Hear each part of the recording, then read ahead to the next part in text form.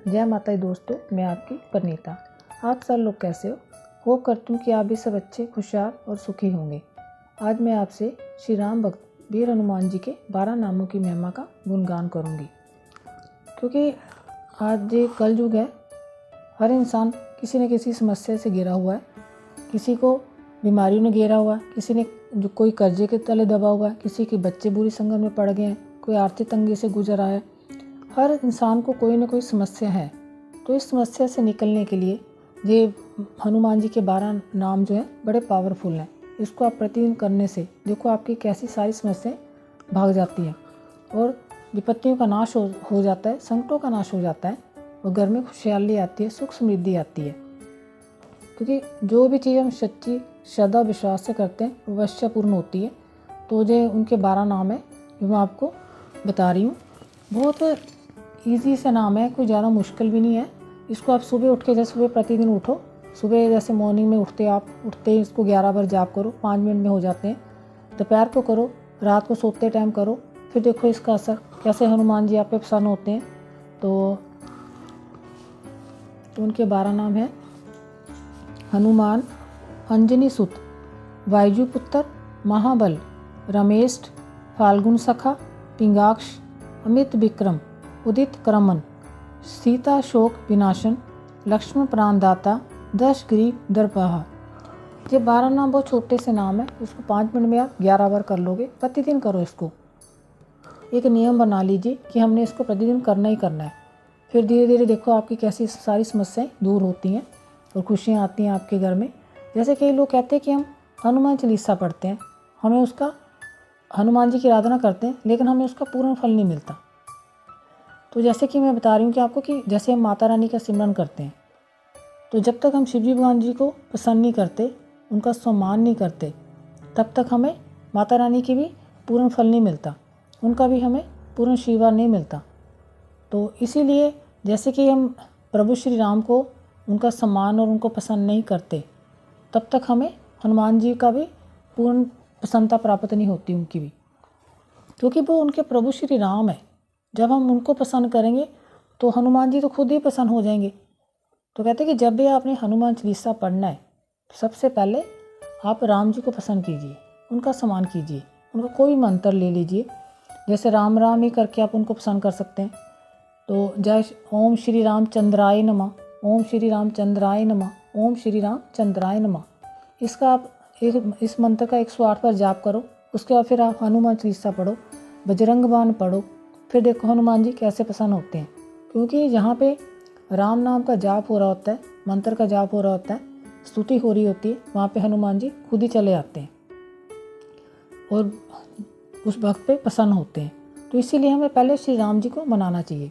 और कहते हैं कि अगर आपको हनुमान जी की सबसे ज़्यादा प्रसन्नता लेनी है तो कहते हैं कि दशहरे वाले दिन, जैसे दशहरा उस दिन अपना रावण को जला रहे होते हैं, उस दिन उसके बाद आप मंदिर जाइए, मंदिर में जाके हनुमान जी से प्रार्थना करो, उनको प्रसाद चढ़ाओ, चोला चढ़ाओ, क्योंकि वो उस दिन सबसे ज़्यादा प्रसन्न होते हैं, क्योंकि वो उनके प्रभु श्री राम को जीत मिली है।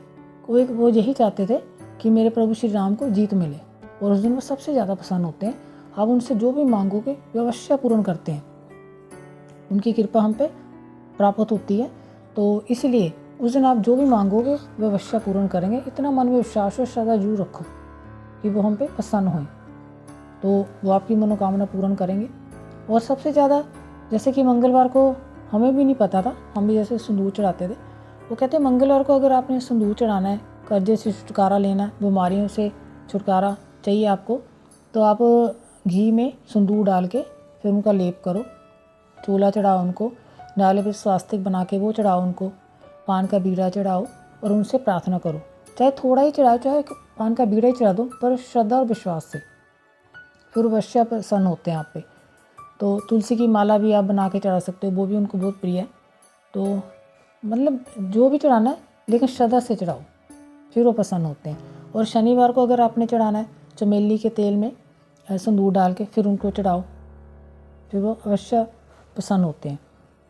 तो मतलब छोटे छोटे से जो उपाय हैं जो आप करने से हमारे जो घर में दुख दरिद्र आता है, रोग शोग होता है वो सब दूर हो जाता है, विघ्न बाधाएं दूर हो जाती हैं।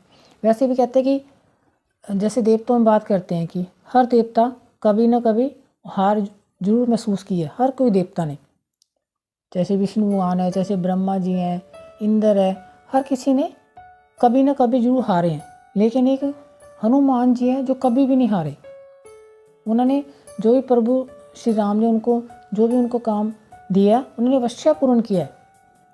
कोई भी काम अधूरा नहीं छोड़ा उन्होंने, हमेशा उन्होंने पूर्ण किया है, क्योंकि उनके सर पे प्रभु श्री राम का आशीर्वाद है।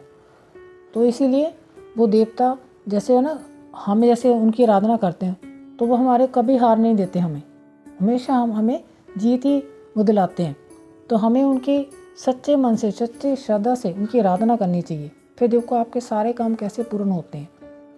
तो मैं तो सबसे यही प्रार्थना करती हूँ कि आप भी, जैसे जो क्रूर ग्रह हैं, मंगल ग्रह हैं, जैसे शनि ग्रह हैं, राहु केतु हैं, ये सारे भी उनसे डरते हैं।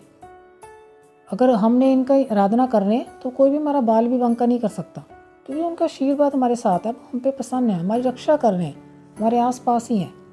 ये हमें महसूस करना चाहिए कि हमें रक्षा करें, हमारे आसपास ही है, एक कब्ज की तरह है। वो हमारा एक कब्ज है कि हमें कोई कुछ नहीं कर सकता। तो ना कोई भारी बाधा आ सकती है हम पे, ना कोई कष्ट, ना दुख, कुछ भी नहीं आ सकता जब उनका आशीर्वाद हमारे सिर पे। बस एक श्रद्धा और विश्वास की ज़रूरत है।